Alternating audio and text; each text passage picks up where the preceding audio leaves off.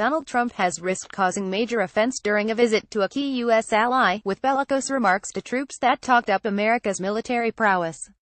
The president was speaking at Yokoda Air Base in Japan in the early stages of his tour of the Asia-Pacific region and at a time of heightened tension with North Korea due to the country's nuclear ambitions.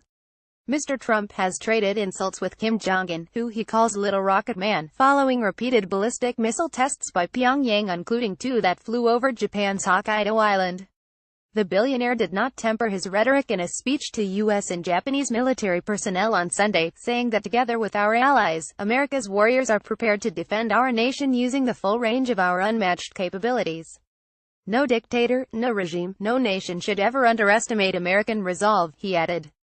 And in a remark that held the potential to cause widespread offense in a country where America killed around 140,000 people in 1945 when it dropped atomic bombs on Hiroshima and Nagasaki, the president added, every once in a while, in the past, they underestimated us. It was not pleasant for them, was it? Dr. Jacob Parakilas, the deputy head of Chatham House's U.S. and the Americas program, told The Independent the remarks were insensitive, but arguably no more so than other comments the president is reported to have made about Japan.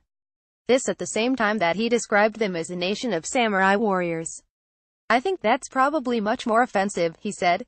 He added, it's a question of what the Japanese people feel. The Japanese government isn't likely to raise a concern over anything that Trump says that they perceive as insensitive because they're seeking his continued support. It's Trump. He barely can get through a day without saying something that's readable as impolitic. Mr. Trump was reported to have told allies he could not understand why Japan, as a nation of samurai warriors, did not shoot down North Korea's missiles as they flew over its home islands. The U.S. president made the comment in phone calls or meetings with Southeast Asian leaders in recent months, according to the Japan Times. Experts have said that while technology exists to shoot down ballistic missiles, it is not perfect, and a failed attempt could hand Mr. Kim an incalculable propaganda victory. On Sunday, Mr. Trump met with Japanese Prime Minister Shinzo Abe for golf and a relaxed discussion of regional affairs. The pair will move to formal talks in Tokyo on Monday, where Mr. Abe will look to present a united front against North Korea, and seek reassurances that the U.S. will keep its treaty obligations to defend Japan if attacked. The president's tour will also take in South Korea, China, Vietnam and the Philippines. Ahead of the visits, the U.S. moved a third aircraft carrier strike group into the Western Pacific in a show of strength, aimed not just at North Korea but at China, according to experts. Mr. Trump will hope to persuade Chinese Premier Xi Jinping to exert more pressure on Pyongyang to abandon its nuclear program.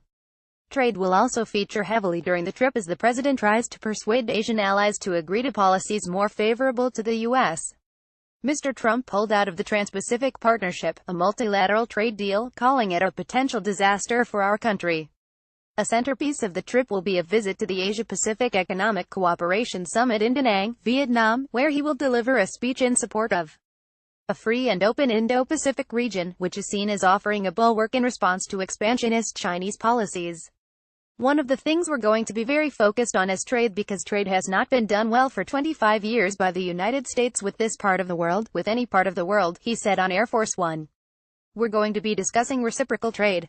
Fair, free but reciprocal, he said. More about Donald Trump, Shinzo Abe, Japan, North Korea reuse content.